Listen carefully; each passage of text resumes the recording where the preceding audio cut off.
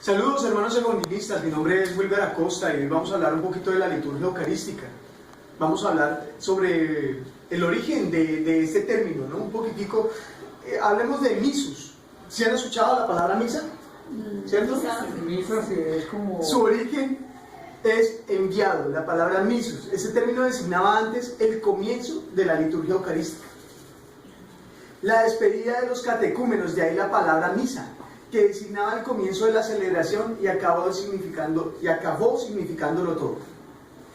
Los catecúmenos eran aquellas personas que se bautizaban adultas, que cuando ya recibían su catequesis, eran enviadas, por eso ese término misus. Otros, por señalar algunos, tenemos la Cena del Señor, que está en 1 Corintios, la fracción del pan. También habla de la Eucaristía, que es acción de gracias. Tenemos otro, en el siglo II se hablaba del sacrificio de la ofrenda, oblatio. En griego, ofrenda dice anáfora, llevar hacia arriba. Por eso los sacerdotes inciensan el libro de las lecturas, inciensan al comienzo de la celebración, sobre todo las celebraciones solemnes, las dominicales, se hace para que las oraciones vayan de abajo hacia arriba. Ya hacer asamblea, lo esencial de la liturgia es la reunión, lo que nos convoca, reunirnos a hacer asamblea. Nosotros como celebrantes somos partícipes y cocelebrantes en la celebración eucarística, valga la redundancia. El esquema del ritual es el siguiente: canto de apertura, un canto que por lo general va indicado hacia el día que se está celebrando, un canto que nos lleva es un abrebocas sobre las lecturas que se van a mostrar ese día. Luego nos damos, terminado este canto, un canto breve en lo posible, muy alegre pero prudente, es la palabra que estaba buscando, prudente. No es un concierto, sino que se hace lleno de regozo. Sí, o sea, no muchas canciones, de gozo. Exactamente, pero muy breve, muy conciso, ya muy prudente. Cuando el sacerdote, el presidente, se sienta ya en la presidencia, se hace en la sede, el canto debe ir terminado. ¿Sí? Luego nos vamos al momento penitencial, luego el himno de gloria, que en un principio se hacía solo en diciembre. Pero para darle más relevancia a ese gloria a Dios, a ese himno, se empezó a generar, como ya lo veníamos diciendo, para el domingo y las celebraciones importantes, solemnes. Pero antes del canto que hizo la apertura va la señal de la cruz. Ah, claro, después con la señal de la cruz nosotros damos inicio al ritual de la liturgia. Luego la oración de apertura, también llamada la oración colecta. Amén. Aquí nosotros arrancamos ya a celebrar la Eucaristía como tal. Estamos recordemos que la liturgia eucarística se divide en dos: liturgia de la palabra y liturgia de la Eucaristía. Arrancamos la liturgia de la palabra, que se divide en lectura de los profetas, salmo, y segunda lectura, si así lo amerita la ocasión, que es una lectura del Nuevo Testamento, Hechos de los Apóstoles, las cartas, algún texto exhortativo. Luego viene la aclamación. Cuando decimos aclamación hablamos del aleluya, aleluya, para pasar al Evangelio. En algunas ocasiones va otra aclamación después del Evangelio. Unos sacerdotes aquí piden la unción del Espíritu Santo, a veces hacen cantos al Espíritu Santo pidiendo que sea el Señor a través del sacerdote quien nos hable en ese momento. Y luego viene la homilía. No sé si se han dado cuenta, el objetivo de la celebración eucarística es, por medio de las lecturas, las previas antes al Evangelio, dar un abrebocas y comprobar que la lectura de la palabra es hoy, es presente, es actual. También es comprobar cómo los profetas anunciaron lo que vamos a leer en el Evangelio. Por eso una lectura va concordante con la otra y por último pega con el Evangelio.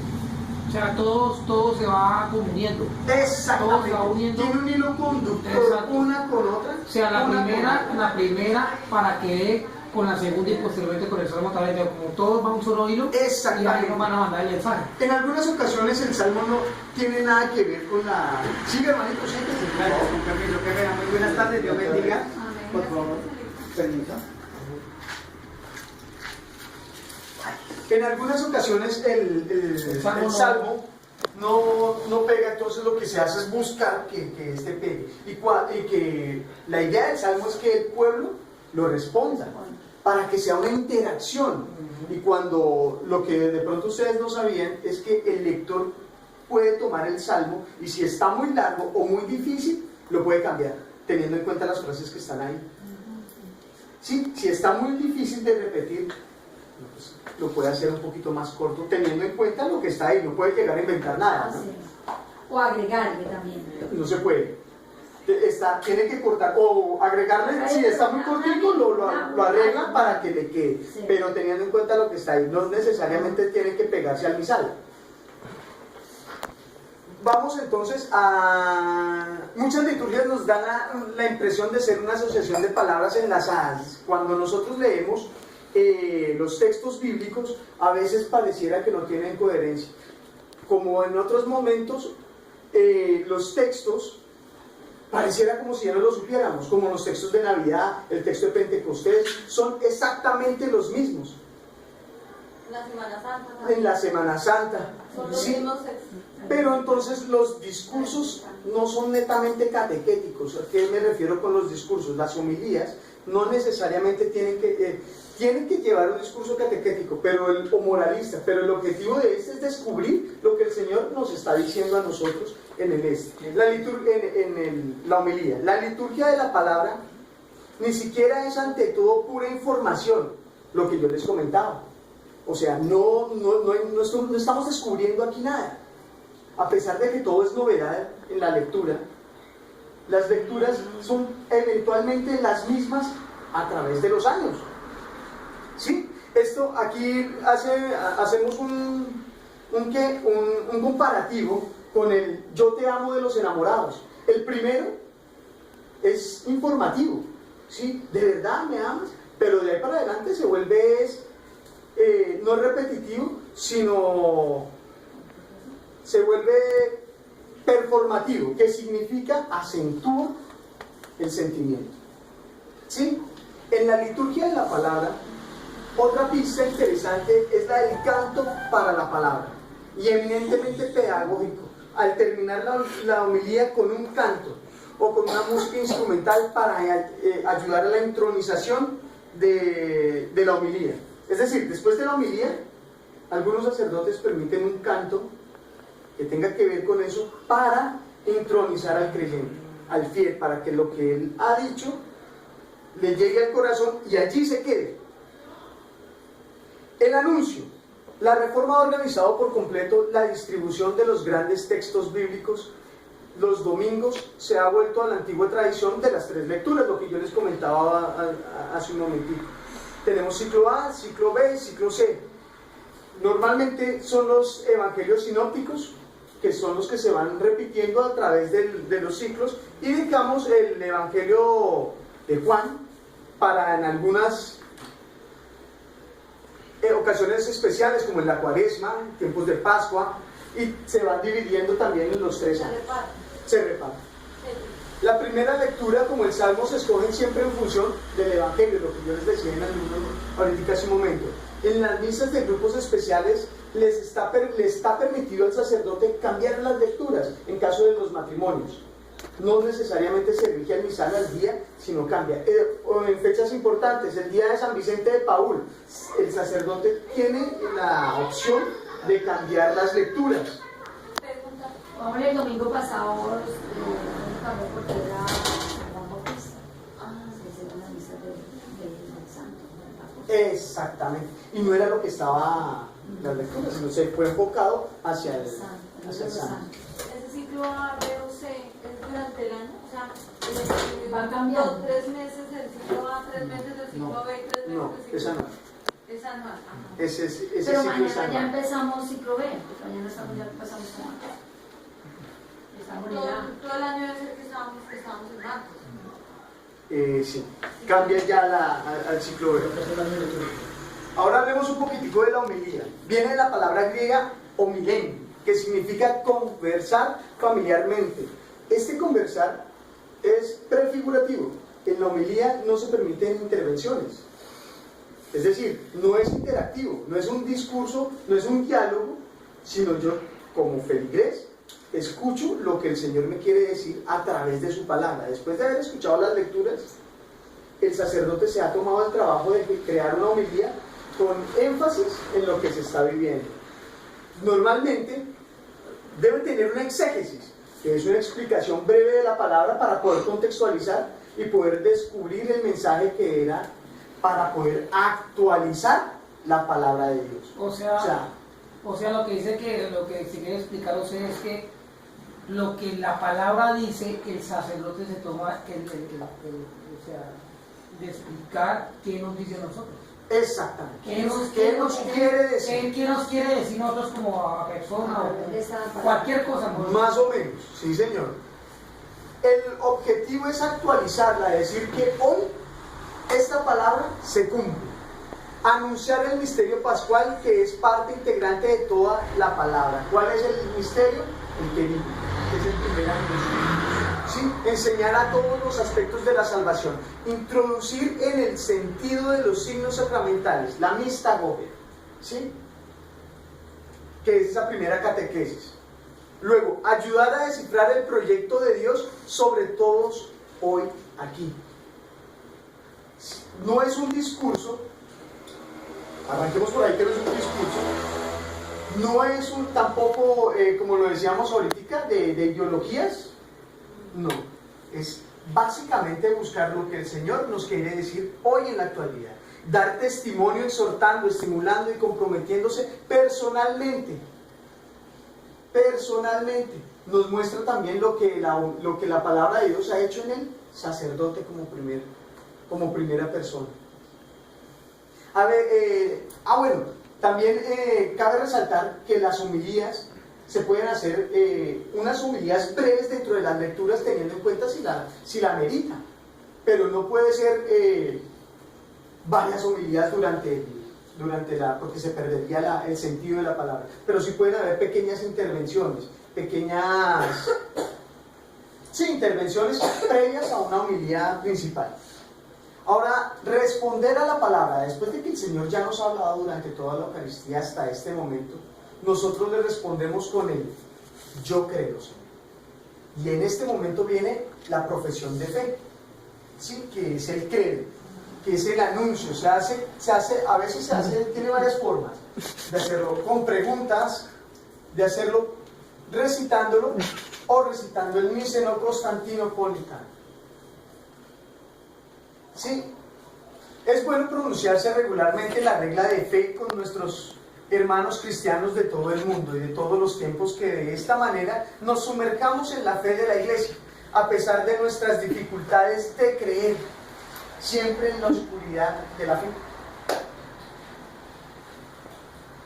De creer para que el credo no sea un gesto rutinario, sino renovando nuestra fe.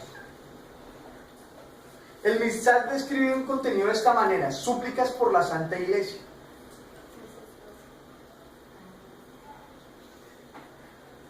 Súplicas, recuerden, después de eso oramos por nuestros gobernantes, por los que sufren alguna necesidad, por todos los hombres, por la salvación de todo el mundo, etc. Luego ya pasamos a hacer esto en memoria mía. El relato de la institución de la Eucaristía está puesto en Marcos, Mateo, en Lucas, en Primera de Corintios. Y ya todos conocemos las circunstancias en que la Eucaristía se instituyó como tal, el Jueves Santo, ¿verdad?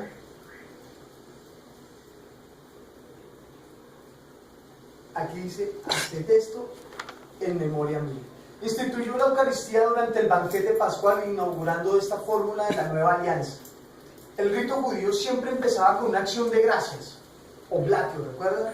Por una bendición sobre el pan y el vino, dando gracias te bendijo. Estamos hablando del momento de la consagración. Es el momento principal. Ese momento es el momento del ofertorio, en donde Él está bendiciendo el cuerpo y la sangre de Cristo. ¿Ustedes sabían que eso que el Padre recita en ese momento se instituyó en un texto que data del año 70 después de Cristo? Es decir, la Iglesia Católica y la Eucaristía como tal ha tenido varias variaciones a través de la historia, varios cambios, pero la esencia es la misma desde el primer día. O sea, siempre lo mismo es la esencia ha sido la misma desde el primer día. consagración. Exactamente. O sea como decía, pero es la misma consagración. No nos estamos Diferentes, pero es la misma. inventando aquí No. nada de lo que pasó aquella tarde en esa. También se arraiga el banquete pascual, la cena del Señor, dando gracias te bendijo. Así podemos traducir en acciones litúrgicas actuales cada uno de los gestos del Señor. Tomó pan, la copa, preparación de los dones, dio gracias, lo bendijo, oración eucarística, lo partió la fracción del pan y se lo dio en signo de comunión.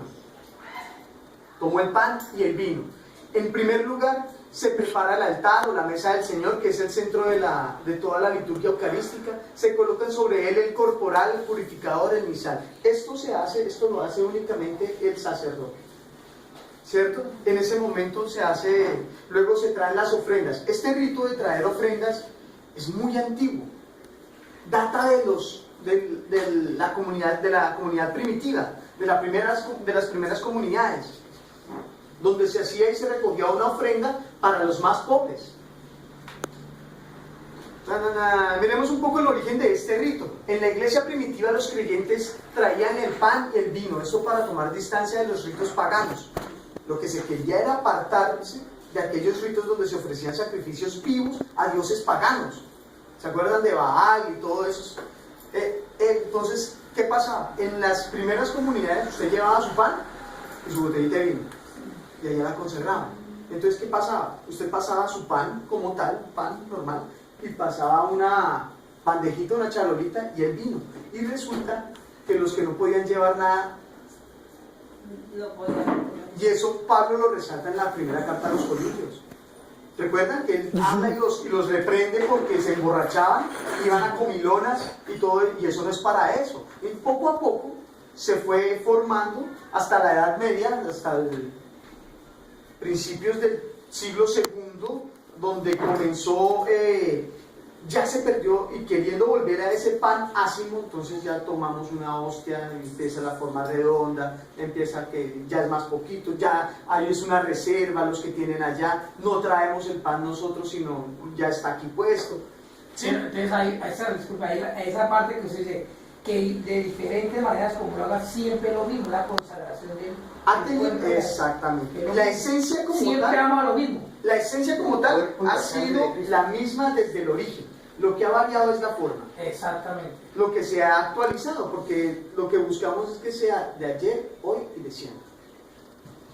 Es el sacerdote quien consagra, pero es todo el pueblo el que ofrece el sacrificio. Bendito sea Señor. Esperen un momentito que me salga toda la regla. Ahora sí, bendito sea Señor, Dios del universo. Esta es la fórmula que utiliza el sacerdote. De este pan que nos diste, de Dios hacia el hombre, Dios nos da. Entonces, se devuelve fruto de la tierra y del trabajo de los hombres que ahora te presentamos. Es una interacción continua entre Dios y el hombre. Por eso la celebración no nos puede dejar de la misma manera. No podemos salir de la misma manera que como entramos. Porque es que nosotros venimos del encuentro con el suponemos nos ama. Y digo suponemos porque es que todo hace parte de la fe. Con quien de verdad nos ama y nos espera constantemente. La práctica de encargar la misa es muy antigua, pero esta práctica tiene visos paganos. Hay gente que la paga y nunca va. Entonces se vuelve un milagro. Y entonces con el simple hecho de pagar la misa ya yo tuve. Y resulta que no. Después de presentar los alimentos, el sacerdote se lava las manos diciendo este versículo del Salmo 50. Lávame, Señor, mis culpas, purifícame mi pecado. Antes del Concilio Vaticano se decía el Salmo 25, lavaré mis manos entre los inocentes. dio gracias, terminó de bendecir. Hay que tomar el sentido original, decir bien, es decir, decir bien como maldecir. ¿Sí me van a entender? La Eucaristía se trata de una mirada desinteresada al otro, de una admiración por las maravillas que ha hecho. Mientras no se acepte esta sutil distinción, no será posible penetrar el movimiento de la Eucaristía. La alabanza es el punto de partida de la plegaria eucarística, que se llama prefacio, proclamación pública. En el concepto eucarístico, alabar es sinónimo de ofrecer y consagrar. Es solo el Espíritu Santo el que nos permite levantar las manos y dar gracias. Es solo el Espíritu Santo y el amor por mi Padre quien me permite dar gracias, sentirme agradecido por él. El término bendecir, hasta ya lo miramos. Si la Iglesia puede celebrar de verdad la Cena del Señor, en la medida que se deje penetrar por el Espíritu del amor. El Espíritu es el Espíritu mismo del Hijo, Espíritu que hoy nos habla y nos transforma. Por eso no hay Eucaristía sin liturgia de la palabra. Por eso yo les decía hace un momento, no podemos entrar y salir de la misma forma en la que salimos. La oración eucarística es una acción, la liturgia es hacer. Después de la liturgia de la palabra, a menudo la asamblea se amodora, se pone lenta, se pone pesada, la celebración ya se ha puesto, y esto, por esta misma razón, los sacerdotes aceleran este pedazo. Después de esto nos encontramos la oración eucarística, que es una acción de todo el pueblo, el santo, lo que yo les comentaba hace un momento. El rito eucarístico, hay algunos gestos, en el rito eucarístico hay algunos gestos que después del Concilio Vaticano se volvieron abstractos, que carecen ya de sentido, como el de la campanilla, porque pues se utilizaba, era para señalar aquellos momentos, para seguir la liturgia. Exactamente, porque usted no entendía nada porque no se hacía en su idioma, era en latín. Exactamente. También tenía otra característica, y era que lo más importante era el ofertorio. Entonces usted le permitían llegar después del Evangelio, y usted podía comulgar, se permitía, pero se estaba perdiendo la otra parte importante, que era la palabra del Señor. Entonces, todo esto fue cambiando a través del Concilio Vaticano. Él partió y se los dio. Después de esto, los ritos de comunión se celebran en dos tiempos: el de la fracción del pan y el de la comunión. Donde lo parten, comes, luego vienen los monaguillos. Después de esto, antes de esto viene el Padre Nuestro. Se pone en este lugar porque en él se le pide a nuestro Padre el pan de cada día. Luego, que perdone nuestras ofensas como nosotros perdonamos a los que nos ofenden, y que nos libre de todo mal. Es la oración culmin de la celebración.